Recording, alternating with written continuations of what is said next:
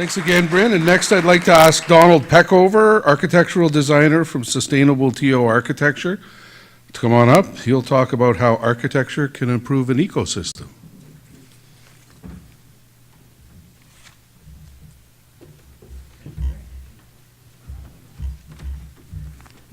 Good afternoon. My name is Donald Peckover, and as Larry said, I'm from Sustainable.to, an architecture firm based in Toronto, specializing in residential projects with a focus on energy efficiency, health, and affordability.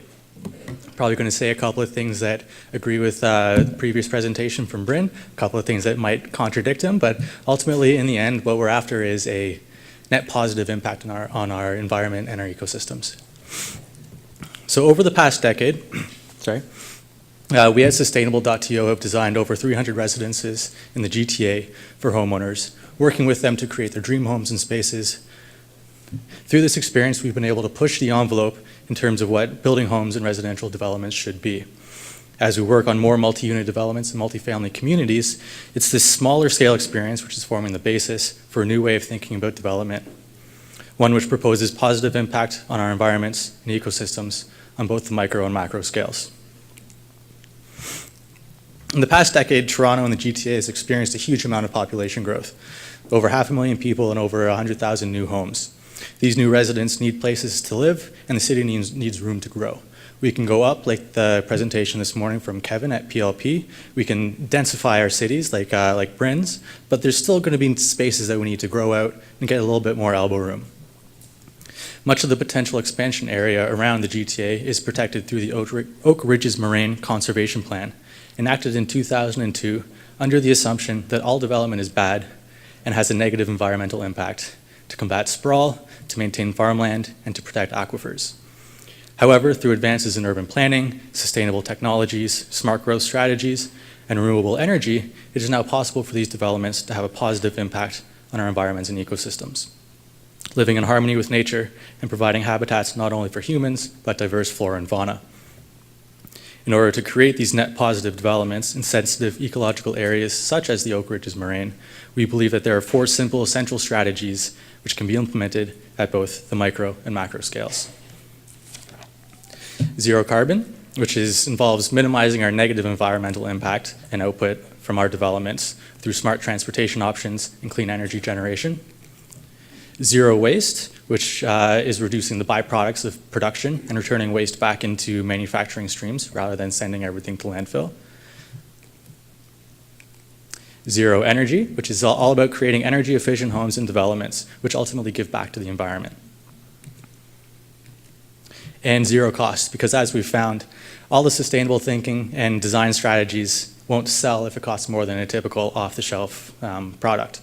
So by combining all of these zero strategies, we can move past simply eliminating our impact on the environment towards actually improving it.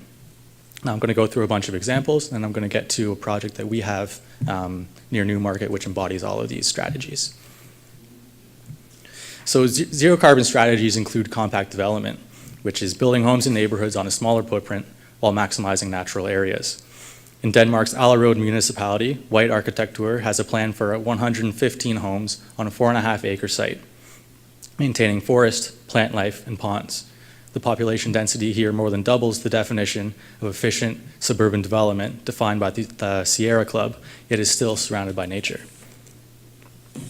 Sustainable, healthy transportation reduces our reliance on greenhouse gases and reduces carbon emissions into the atmosphere. In Copenhagen and many other international cities, there's a very strong cycling culture, one which is developing in North America and is being enforced by new, healthy, complete streets such as Wooners. Built without curbs, automobiles are permitted at low speeds, but precedence is given to pedestrians and cyclists to promote an active lifestyle. Owning and riding a bike is as close to a zero-cost transportation solution as you can get. Food is a big carbon producer, and especially for transport. Urban farming initiatives incorporate food growth and harvesting into communities, eliminating transportation costs and emissions. At Hilltop Urban Farm in South Pittsburgh, developers have been able to convert 23 acres of a 107-acre community housing property into farmers' fields. Residents are able to access this farm for their own use, and excess produce is sold at a local farmers market on site, improving the economic resiliency of the development, as well as improving the ecosystem. Cutting down on trips to the grocery store and buying fewer packaged goods also goes a long way to creating a zero waste development, and growing your own food is a viable zero cost strategy as well. The City of Oakland is initiating a zero waste program to promote the highest and best use of materials to eliminate waste and pollution, emphasizing a closed loop system of production and consumption.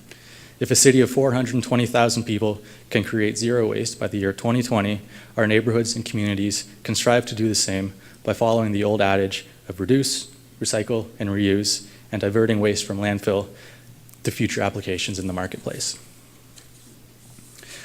Waste is garbage, but waste is also human waste, and through natural processes, constructed wetlands extract minerals from waste, filter water, and create diverse ecosystems in and of themselves.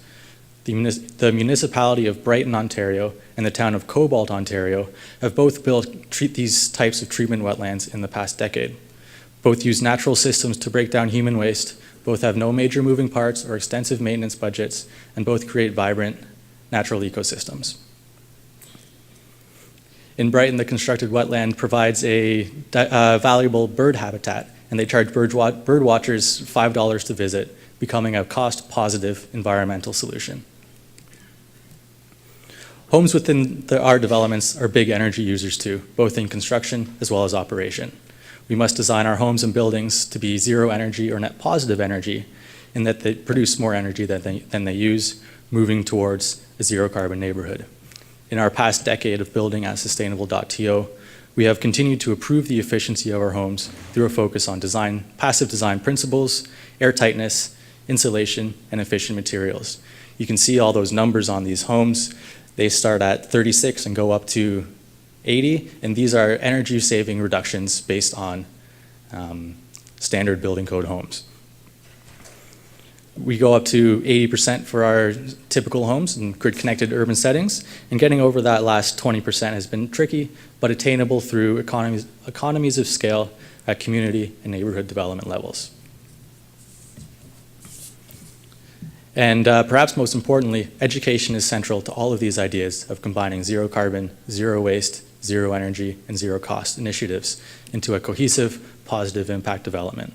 When I was in my undergraduate program not too long ago, there were only a few courses on sustainability, and now there are entire degrees devoted to the subject. Sustainability is taught in high schools, and everybody knows what LEED is. We have to go beyond standards like LEED and Passive House and 2030 Challenge and aim better so that ultimately we have a positive impact on our environment and ecosystems. The Bill Fish Forward Stewardship and Education Center is a great example. It was designed and built by the team at Dialogue, living in harmony with its surroundings in New York region, teaching visitors about sustainability and improving our ecosystems, while also consuming zero energy from the grid, contributing zero waste to the sewage system, and embodying zero carbon living. Much like the Bill Fish Center, and much like our successful energy-efficient home projects, Sustainable.to believes that doing a little of everything is better than doing a lot of just one thing, which is why all these strategies and more are embodied in our net positive environmental impact development in the York Ridges Moraine. The subject property is located east of Newmarket in an area dominated by farmers' fields, forests, and minor waterways. Development, however, is creeping in. You can see the orange areas are the built-up areas, and there are still even some within the protected areas. There's an existing development application on the property from 1994, and when we were presented this plan, we, along with the owners, thought to ourselves, this way of planning is over 20 years old. It's based on outdated, inefficient, more importantly, harmful practices to the environment. What can we do to make this better? Through this process, we also challenge ourselves to increase the number of units, eliminate our negative environmental impact, and improve our positive environmental impact.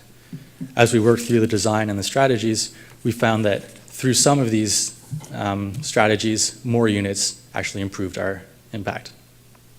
This is just a screen grab from the original development plan, which featured 33 estate homes at 3,600 square feet each on half-acre lots. They all had 6 bedrooms, 7 baths, 2-car garage, and a clear-cut forest.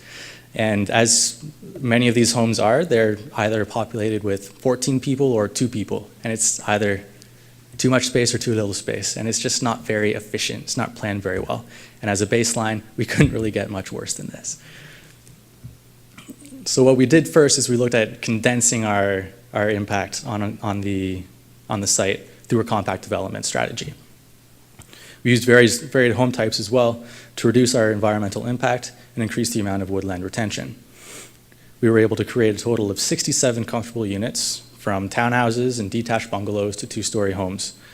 And our compact development reduces the total length of roadway required, which is also a significant factor. And we doubled the number of units, but decreased our development impact from 49 acres down to 21, which is pretty significant. A similar slide looking at woodland retention. How many of these trees are we actually keeping? So rather than clearing about half an acre of forest for each home, we instead selectively remove trees from around the building footprints to allow for driveways, pathways, gardens, and solar exposure. We only need to clear about 0.2 acres per house.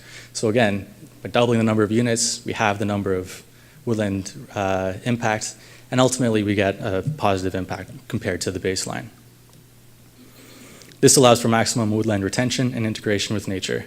And by maintaining these mature trees which exist on site, we are able to remove and sequester carbon from the environment. The proposed difference in woodland retention equals approximately 6,500 trees.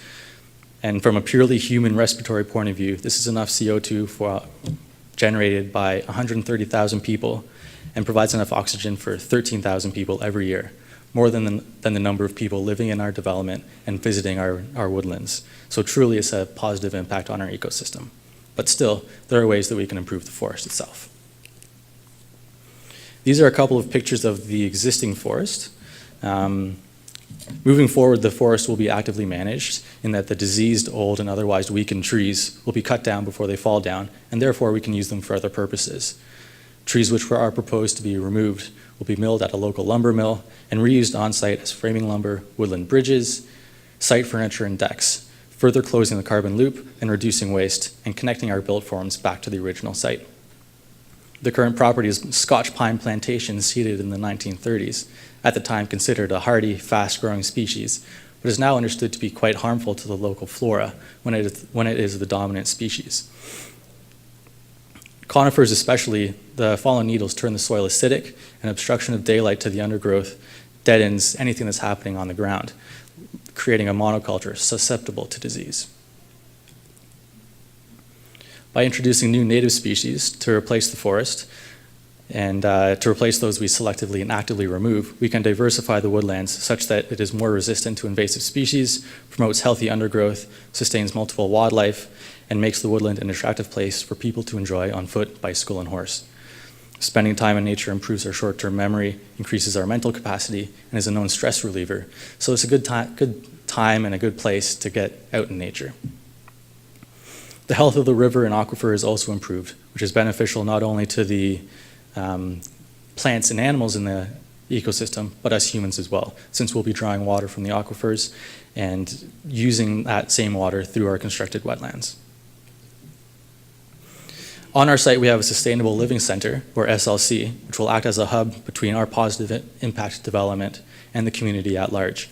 Similar to the Bill Fish Center, we will invite neighbors to our community to enjoy our natural ecosystem, experience our wetlands, utilize the woodland trails, and learn more about what they can do at their own sites to create a positive impact on their ecosystem, moving towards a net positive built environment beyond our own site borders. Our proposal includes maintaining 100 acres of land as dedicated public woodland for everyone to enjoy.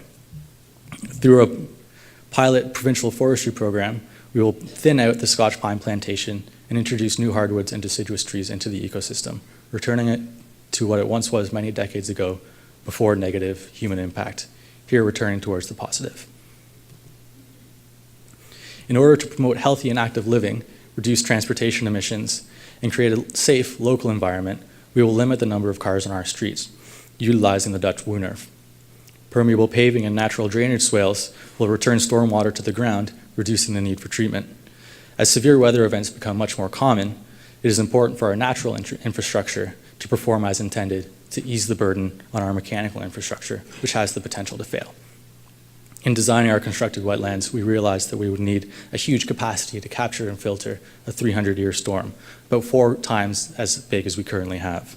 This would be too large for our development because actually we wouldn't be able to create enough water to prevent the wetlands from drying out. Therefore, we instead design the streets to do much of our work for us, all the heavy lifting. Therefore, everything can work as intended.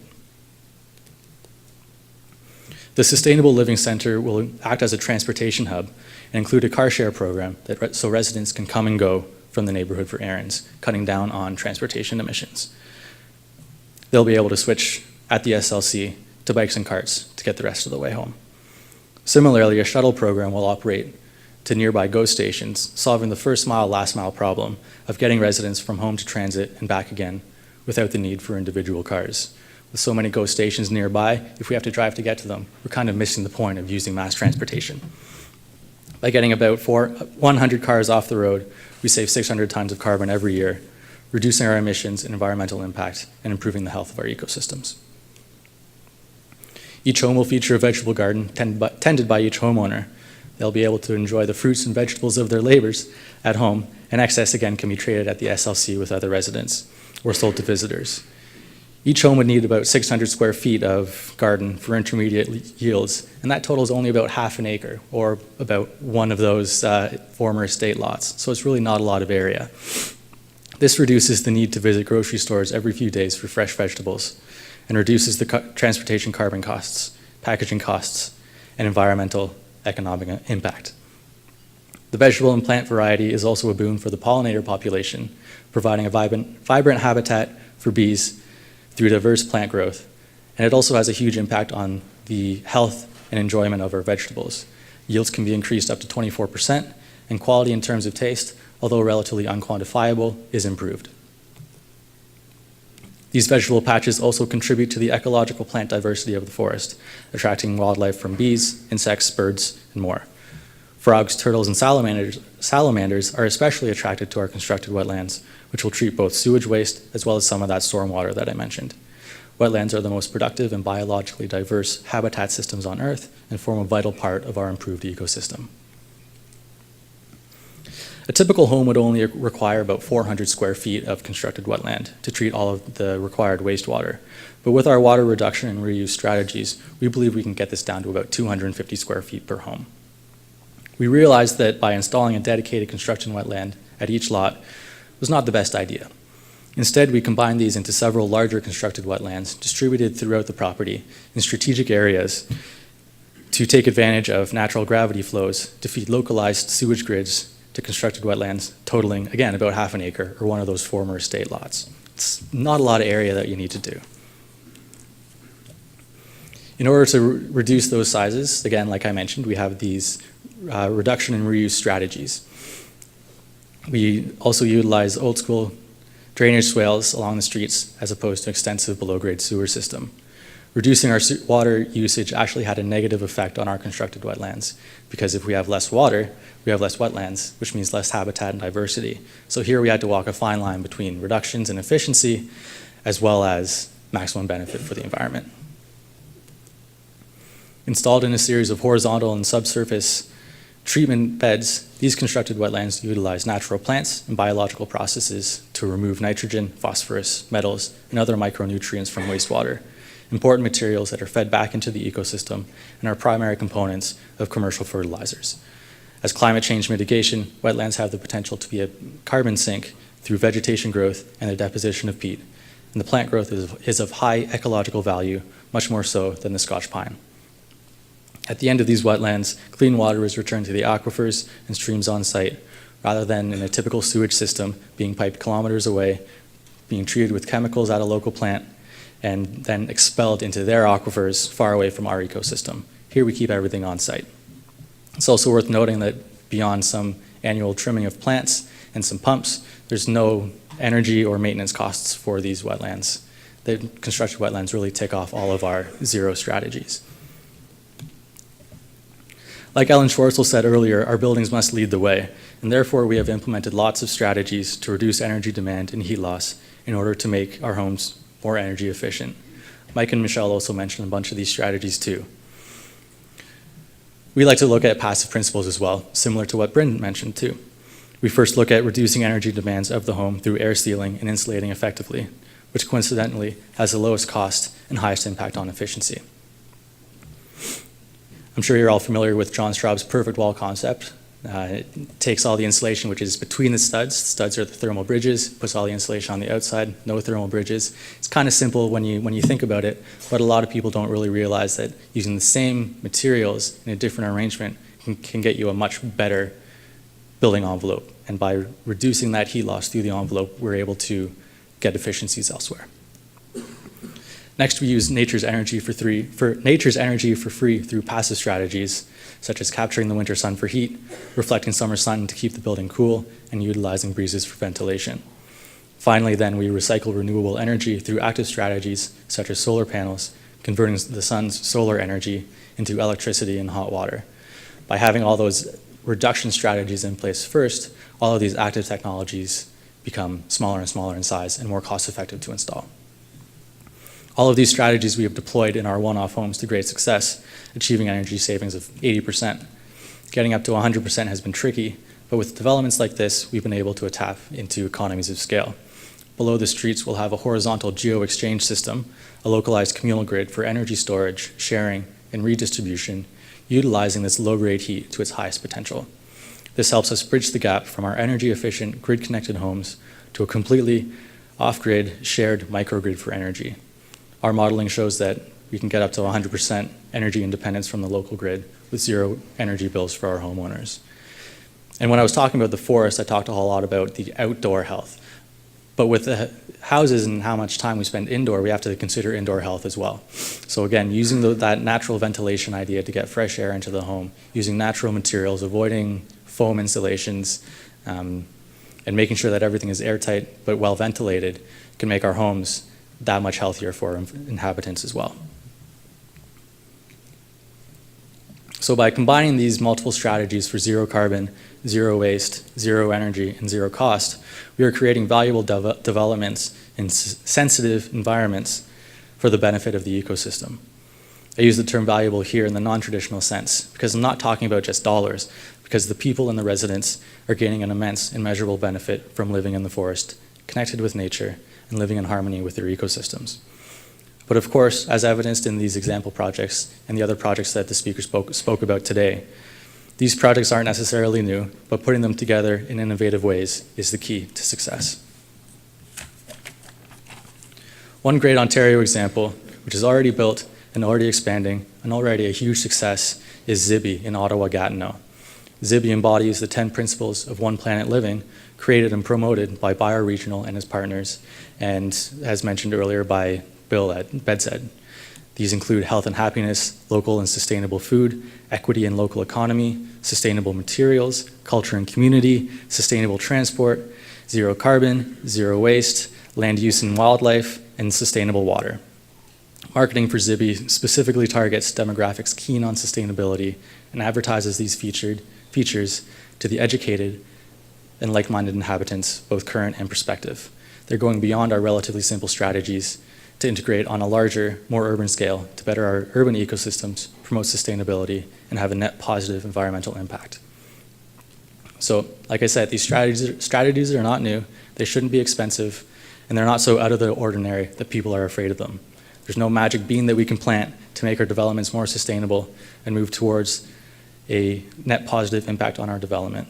It's through incremental improvements, integrated systems and components, efficient use of technology, and above all, an educated society like us today who strive for and demand net positive development that we can improve our ecosystem and environments. Thank you.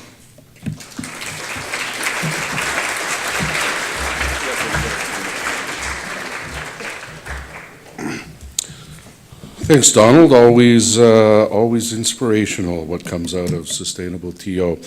We do have a few minutes for some questions. Do we have anybody who wants to question or comment? We have one up here. Hi, thanks for the great presentation. I have two questions, I guess. It's up to you if you want to answer both. Mm-hmm. The first is, I guess, user habits. I didn't see any like grocery stores or schools in the development, so I don't know how close they are. But have you done any studies into whether or not people are actually willing to forego their cars and live and, I guess, use this mixed-use transportation while living in a more suburban environment? And then the second question would be, I guess, more about equity. So this development is really great for a case study of 100 homes in a nature reserve. But then what about the next development of another 100 homes and then the one after that? Yeah, I guess that's a question of equity of if 100 people deserve it, doesn't everyone deserve it? Mm-hmm. Yeah, thank you. No, those are great questions. So to answer your first question, much like the marketing materials for the Zibi development in Ottawa, we'd be targeting a specific set of people who are looking for sustainability, for integrated community, shared resources like the car share program, like the ability to trade vegetables at the farmer's market. So in terms of getting people to give up their cars, they wouldn't necessarily be giving up their cars. There would be the car share program, there'd be shuttle services, they'd still be able to get out of the development, but once they're in, it becomes a much more communal, healthier type of transportation solution. As far as equity, yes, everybody deserves to live in a development like this. We're unfortunately not blessed with sites everywhere like this. We have tight urban sites, we have sites that are farmers' fields that don't have this wonderful forest. We have sites that don't have aquifers and rivers. So it's really a combination of using what you have to your best advantage to get the best positive impact for the residents and the ecosystem itself. So at different sites, we'd implement different strategies to get a completely different development, but with the same outcome.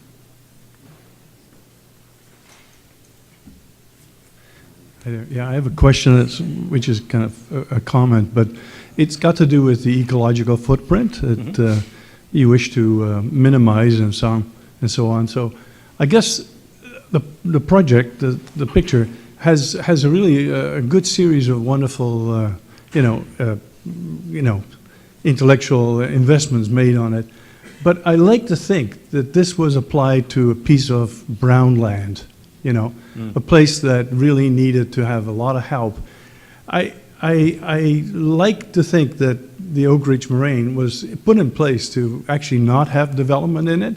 And so it's easy to think that obviously it'd be wonderful to be in a beautiful forest like this, but I guess if we're looking after the common good and overall sustainability future, I'd say, boy, wouldn't it have been nicer, if you had taken a piece of land, if you had the opportunity to do it, say, the old Kodak factory or something like that. And I'm going by the point that your previous presenter had, that it makes no sense to build a wonderfully ecologically and energy efficient house if you had to destroy a piece of green land or, a virgin land to do that.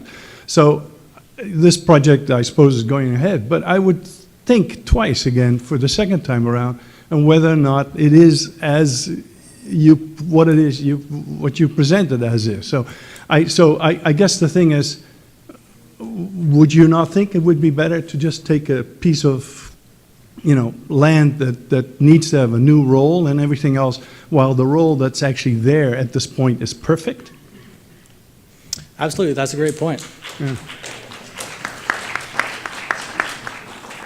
And really what we were trying to do with this development was to eliminate our negative environmental impact on the Oak Ridges Moraine and the aquifers and the forest and create a positive impact. So hopefully with all the strategies that we're implementing, the forest is actually better for having people in it.